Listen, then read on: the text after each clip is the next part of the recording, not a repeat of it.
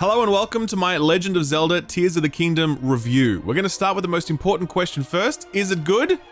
It is absolutely Breath of the Wild 2. I will admit that as I began exploring Hyrule again, I was a little bummed to see how familiar Tears of the Kingdom felt.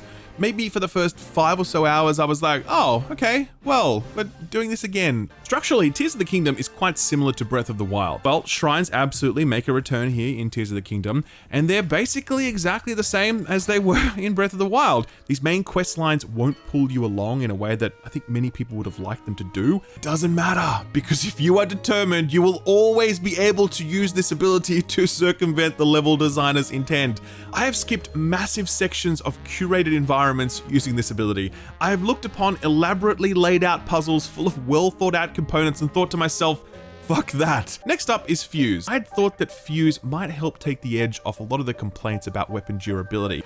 That absolutely did not happen here. So in many ways, Fuse has actually made weapon churn worse since it's added more steps to the process. We'll talk more about this later, but Tears of the Kingdom is still plagued by many of the quality of life issues that plagued Breath of the Wild. It doesn't go far enough to address criticism of Breath of the Wild, and in some instances, it actually takes those grievances and makes them worse. For me, combat was never great in Breath of the Wild, and I think it's equally middling here in Tears of the Kingdom. Each combat encounter still feels like this very awkward dance with your foe where you both take turns swinging at each other with these very stilted animations and very little in the way of hit feedback. It's kind of worse because now you're spending so much time going in and out of your inventory to get a weapon, equip it, open a different inventory screen, scroll through to the thing you want to fuse, drop it on the ground, open up another menu, select the fuse ability, and then press Y to fuse it, making sure you don't accidentally fuse something else laying on the ground because that process is not reversible. If that sounds like it sucks, it's because it kind of does. Enemy damage output is also really dumb, I think. My playthrough was meandering.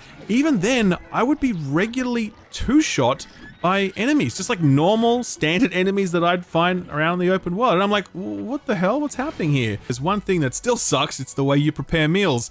You collect the food, you go to your inventory, you select the ingredients, you hold 5 of them in your hands, you toss them in a pot, wait for the animation to play out, close the pop-up, reopen your menu, and then do it all over again. There is no way to quickly cook more than one item. There is no cookbook that automates the cooking process.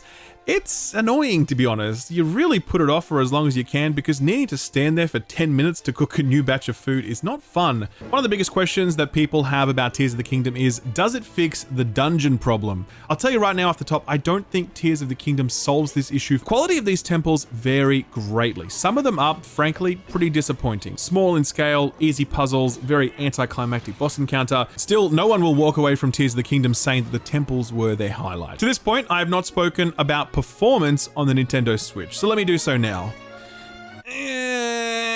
You will absolutely see frame drops though. In addition to that, there are certain parts of the game where the frame rate is just straight up ass. But in the absence of more structure and a more deliberate curated pacing, a lake with a little island in the middle and a conveniently placed pile of building materials stacked nearby, subtly hinting that you may want to build a raft and go take a look.